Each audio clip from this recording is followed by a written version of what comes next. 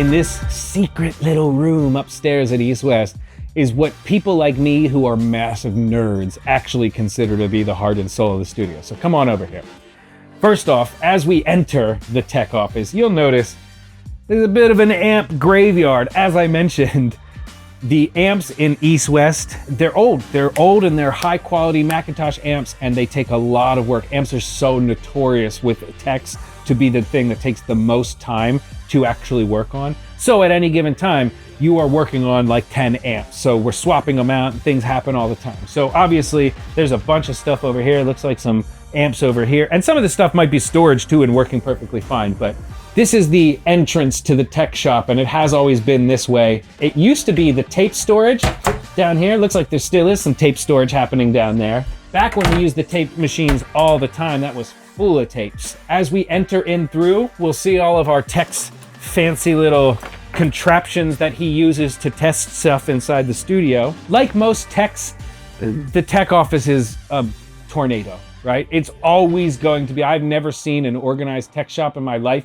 and I don't think I would trust a tech that was working in one. I think that guy's a serial killer, and you need to watch out for that guy, because there's something wrong with somebody who can keep track of this many things efficiently. Now, we're gonna start our little mic locker tour with the mic locker. This is, without a doubt, one of the best collections of microphones in the entire world. The only place that I have ever been where I was like, oh, y'all got a mic. Like literally, I remember in the beginning of my career, I started here. This was the first place I ever worked. And I started here at EastWest with all these legendary mics. And anywhere else I would go, someone would try and tell me like, oh yeah, so we got a U47. I'd be like, that's cool. We got like 6 of them, man. Like someone would be like, oh, we got a 251. I'd be like, that's cool, man. We got like 3 of them at EastWest. So we have this beautiful mic collection here, and I'm gonna go through and take you on a personalized tour of some of my favorite things inside this mic locker. Now, first up here, and also my sample guy down here, we have got what I think is probably one of the best drum mic overheads to ever exist. Also a fantastic vocal microphone, amazing on strings, amazing all around, the C12. Now, this mic locker has been through a lot. Look at that though. That is a beautiful C12. And kudos to Fredo, who is right now the tech at EastWest, keeping track of all this stuff. Lawrence before him, Fred before him, and Gary before him, because this is, I mean, it is a full-time job just keeping this place going and efficiently. And anytime we have a problem with these mics, they manage to get them back up and running really fast. Beautiful C12. I think this microphone's fantastic. They have like 6 of them, I think, and they have a C24, which no C24 in today. Obviously, studio, there's always going to be things that come in and out, but maybe next time. Up next is a favorite of people everywhere, the Neumann U67. Funny story about this studio. When I first started here, none of these things were in boxes. None of these microphones were in boxes. They were all just loose on the shelves, no labels, nothing. Because the studio just kind of open. They weren't really organized, and all the stuff was just on the shelf. In fact, yeah, they did have these shelves, but it was just all over the place. There was no labels for anything. There was no boxes for anything. A 67 would literally just be sitting on the shelf. Power supply, 67, cable. That's it. That's all you would have on the shelf. So I made a big push to make sure we got these cases, get things like organized, get things put away. I made the first mic sheet that existed. So you'll notice U67, if you've never seen one before, they look just like a U87. That's because they're generally like the tube version of the U87, but much, much, much better. And these ones are much, much more expensive.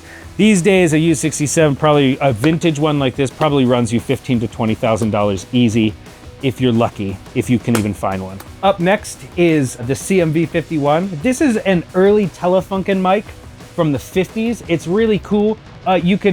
We affectionately refer to it as the Hitler mic. I don't know if everybody does. Maybe it's just me. It literally could be just me that affectionately refers to it as the Hitler mic. But if you look in the old Hitler videos, this is the type of shit he was using. And this is probably a direct lineage from one of those microphones, because you're talking about 1951 German Telefunken microphones. So very likely this is actually a child of one of those microphones. It's a really cool mic. It's very rarely used in the studio, but whenever you do it, I think it's cool. It sounds great on a lot of stuff, like vocals. It sounds cool. It sounds good on all sorts of shit. Sounds good on screaming diatribes in front of thousands of people. All right, I didn't say that out loud.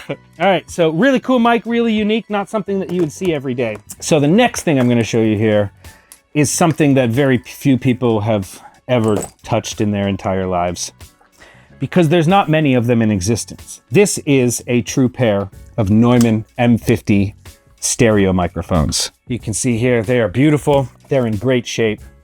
EastWest actually has 4 M50s, which means that whenever you're using the Decatry in Studio One, you can still have 1 M50 left over. This is the mic of choice for the Decatry. I have always considered the M50s here to be the closest thing to having your ears in the room, if your ears were as golden as mine, obviously, because holy shit, these things sound amazing. I like the M50 stereo on strings, of course, on the Decatry. That's great, as the 2 left and right, and then we split it in the middle with the 3rd M50.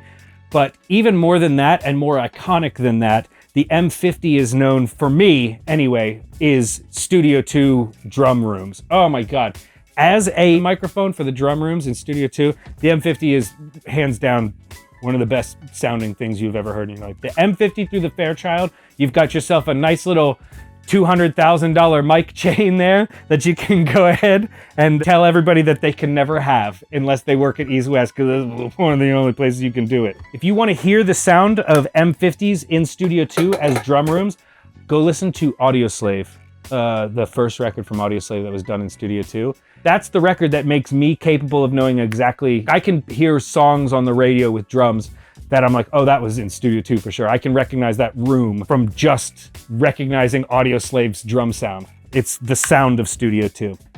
Now you can tell this is an actual stereo power supply here, which is the important part of the M50 stereo. Although, I mean, I guess the mics are too, but this is the difference between a stereo and a mono, is that the stereo actually is set up for stereo. There's all sorts of your standard normal stuff in the mic locker here, a 414. There's also some C12As, if you've never seen those. Those are based on the same capsule as the C12, but they look like they're mixed with a 414, but they're a tube microphone. They're pretty cool. Also, all sorts of pencil condensers, traditional AKG 451, 452s. There's a bunch of different models of these over here. They're all about the same overall. We also have some tube pencil condensers, like the KM56, which essentially looks pretty much like the 451s generally. It's like a pencil style, but it is in fact a Neumann tube condenser, and it sounds fantastic. This is a cool little thing. Some of the coolest little secrets of the EastWest mic locker, I'll give you a few of them. Over here, this is hands down one of my favorite junk microphones of all time. This is the AKG D202. This thing, for whatever reason, is one of the coolest sounding microphones in the world when you compress the living shit out of it. This microphone is my accidental trash mic. One time, somebody asked me to pick the weirdest mic on a session, or like from the mic locker to put on a session, and I went and got it, and they were like, cool, now put it here by the drums or whatever. And I did, and then about 45 minutes later, there was a problem with it, so I moved it, and I forgot to put it back on the stand, and ended up just laying on the floor near the drums. About 10 minutes after that, the producer inside the studio pulled up that microphone channel and asked what it was, and I was like, oh, honestly, I don't even know. And I looked out there and I was like, oh, I think it's the D202, and I think it's on the floor. And the drummer's drumming, he was like, man, that thing sounds awesome. That became my secret trick. Leave the D202 on the floor, compress the shit out of it. It's one of the best microphones you've ever heard. That's one of my favorite little secrets. Another favorite little secret of mine is over here. I wouldn't call it super secret, but it's a little bit of a secret. This is the BK5. This is a cool old ribbon microphone. This is from like the 50s in America. I believe it was made by RCA. I'm pretty sure it's an RCA mic. This thing is also really cool. It's cool on a lot of stuff. It's a great drum hat mic. Like, for whatever reason, it just takes it really well. A lot of people like it for that. I've used it for a lot of things. One time, somebody asked me to pick a microphone, and I brought this down for them to sing vocals into, and they loved it. It was their favorite thing ever. I think they tried to buy one after that.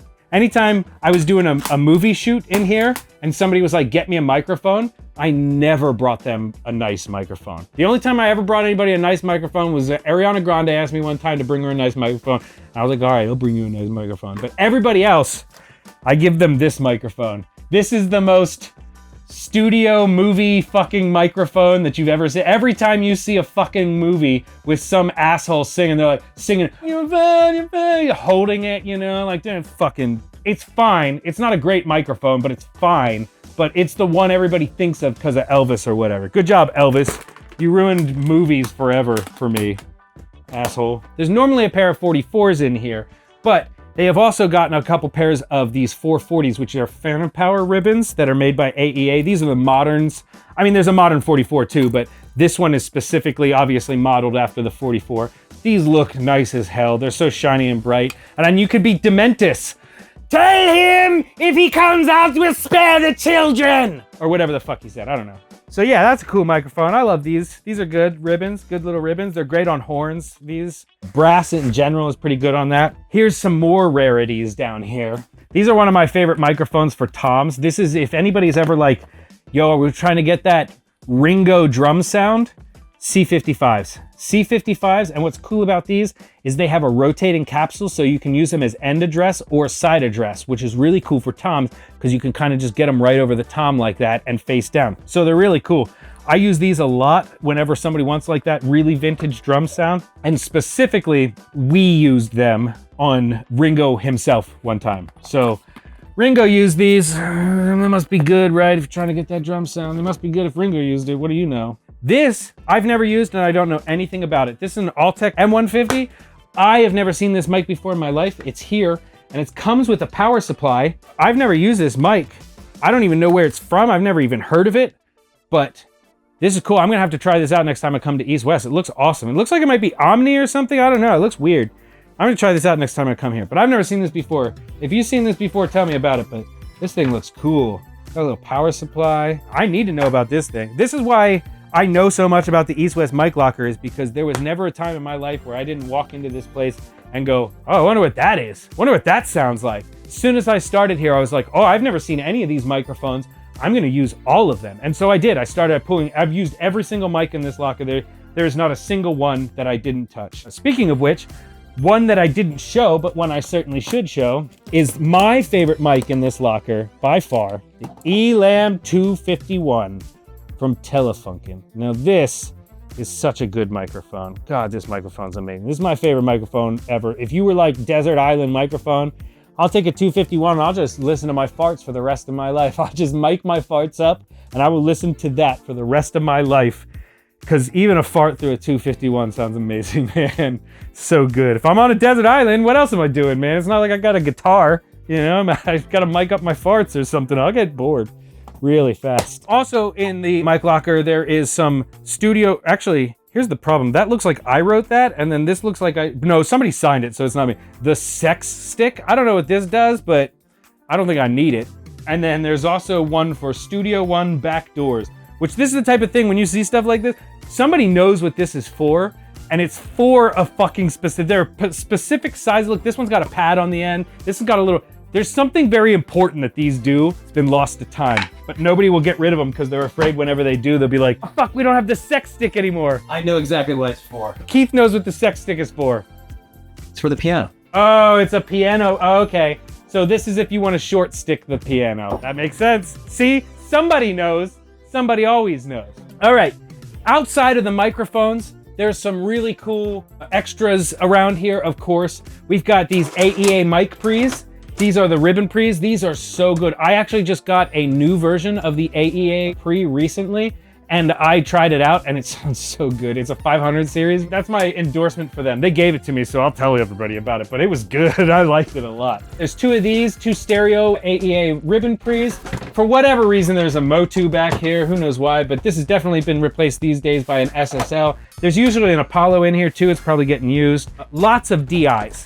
When you have a studio, you need lots of DIs. This is one of the better ones. This is a tube DI, the ADL Stereo Tube Direct. Most people will ask for this if they know what they're doing.